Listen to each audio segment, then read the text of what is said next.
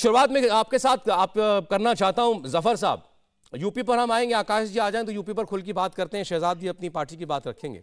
आपने एक इंटरव्यू दिया अभी और इस इंटरव्यू में आपने कहा कि गुजरात के अंदर जो ऐतिहासिक जीत भारतीय जनता पार्टी को मिली है उसमें मुसलमानों का भी बहुत बड़ा स्टेक है और मुसलमानों ने शायद अभी तक के हुए चुनावों में सबसे ज्यादा वोट भारतीय जनता पार्टी को किया है।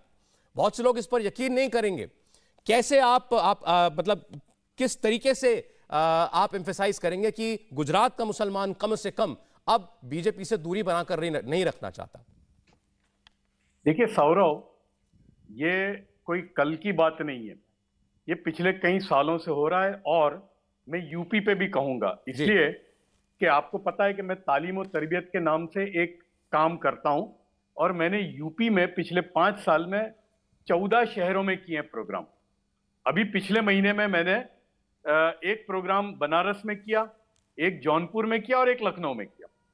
तो मुसलमानों की थिंकिंग क्या हो रही है जो गुजरात से शुरू हुई और ये पूरे मुल्क में फैल रही है, और मैं तो इसका वोटर ही हूं शुरू से, ये बात करता हूं। क्या है, देखिए इस चुनाव में खास तौर से, क्या आप सिलाई सीखने के लिए हजारों रुपए खर्च करने के लिए चिंतित हैं? फ्रीडम ऐप को डाउनलोड करें, 40 घंटों का टेलरिंग कोर्स देखिए और खुद का टेलरिंग बिजनेस शुरू करें। मुसलमानों में एक बात यह आई थी कि भाई 28 साल से बीजेपी की हुकूमत है गुजरात में, उसमें 11 साल नरेंद्र मोदी साहब 12 साल रहे। जो गुजरात में जो डेवलपमेंट हुआ है मुसलमानों का, यानी in terms of schools, in terms of जो स्मॉल एंड मीडियम एंटरप्राइजेज है, जो छोटे कारोबार हैं, जो फैक्ट्री हैं जिसमें 5 वर्कर से लेकर 200 वर्कर तक का जो है जो सेगमेंट है वो जी।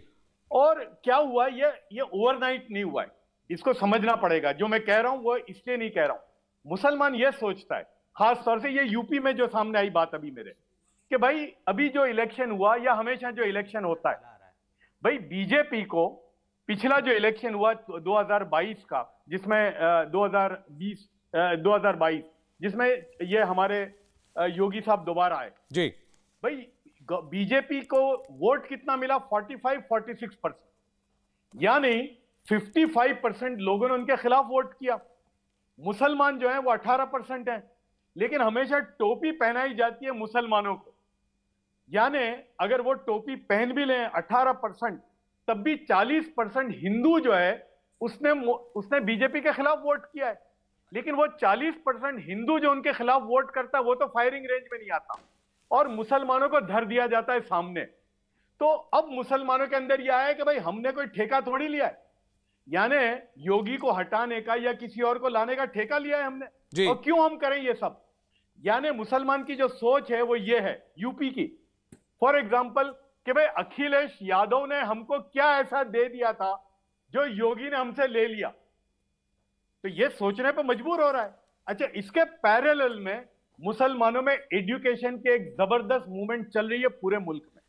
गुजरात को मैं लेता हूं यहां अब, कि भाई गुजरात में 2002 हुआ, हमारे सबके सामने है, लेकिन 2002 के बाद मुसलमानों ने यह तय किया गुजरात में कि हमको जो है 3 चीजों में कॉन्सेंट्रेट करना है, एजुकेशन, एम्प्लॉयमेंट और एंटरप्रेन्योरशिप, और उसका यह नतीजा हुआ। और एक बात समझना पड़ेगा आपको कि यह सब जो डेवलपमेंट हुआ है यह नरेंद्र मोदी साहब के 11 साल में हुआ है। 2002 तक अहमदाबाद शहर में सौरव सिर्फ 3 मुस्लिम रन स्कूलें थी, आज 2022 में 79 सिर्फ अहमदाबाद शहर में, और मेरी फैमिली खुद 2 लड़कियों की स्कूलें चलाती है, एक में 800 बच्चियां पढ़ती हैं और एक में 1200 बच्चियां पढ़ती हैं, और ऐसे और बहुत सारे लोगों ने किया। यही चीज लोगों ने बड़ौदा में की, यही सूरत में की, यही जफर साहब ये बात आप आज नहीं कह रहे, आप ये बात हमेशा से कहते आए हैं कि गुजरात का जो मुसलमान है वो देश के और मुसलमानों के बनिस्बत बेहतर परिस्थिति में है, उसके पास बेटर एवेन्यूज भी हैं, और ये गलत धारणा है कि 2002 के बाद से जो है मुसलमान जो है गुजरात का वो बहुत दबा कुचला है। लेकिन आप खुद अभी कई उदाहरण बता रहे हैं कि वहाँ चाहे बिजनेस हो, एंटरप्रेन्योरशिप हो, एजुकेशनल इंस्टीट्यूशंस हो, मुसलमानों को हर फील्ड में जो आगे बढ़ने के मौके मिल रहे हैं।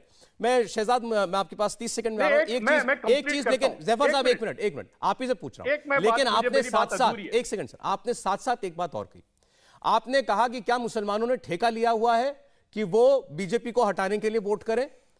आपने ये भी कहा कि वो चूंकि माने जाते हैं कि ये बीजेपी के खिलाफ हैं, इसलिए फायरिंग जोन में भी रहते हैं, फायरिंग रेंज में भी रहते हैं।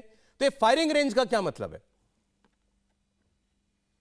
देखिए, फायरिंग रेंज का मतलब यह है कि जो सेक्युलर पार्टियां हैं, जो सो कॉल्ड, वो बताती हैं कि जैसे उन बीजेपी के खिलाफ मुसलमान है, यानी भाई मुस्लिम यादव है ना, एक फॉर्मूला, मुसलमान है 20%, यादव है 8%, लेकिन मुसलमानों को क्या मिलता है? मुसलमानों को मिलता है। क्या आप सिलाई सीखने के लिए हजारों रुपए खर्च करने के लिए चिंतित हैं? फ्रीडम ऐप को डाउनलोड करें, 40 घंटों का टेलरिंग कोर्स देखिए और खुद का टेलरिंग बिजनेस शुरू करें। हज कमेटी, वक्फ बोर्ड और कब्रिस्तान की मिनिस्ट्री, यानी वोट लेते हैं मुसलमानों के, और एसपी जो भी जितनी भी होती है, तो मुसलमान के दिमाग में भी ये आ रहा है। और गुजरात में मुसलमान ने यह तय किया अब कि भाई हम क्यों करें, हमें क्या प्रॉब्लम है। यानी ये जो इलेक्शन की खास बात है, ठीक है, कि भाई 28 साल से हमारी स्कूलें हैं, और मैं आप एक एसएमई सेगमेंट की बात करना चाहता हूं कि मुसलमान 9.8% है गुजरात में, लेकिन स्मॉल एंड मीडियम एंटरप्राइजेज में 23% है। ये सरकार के आंकड़े हैं।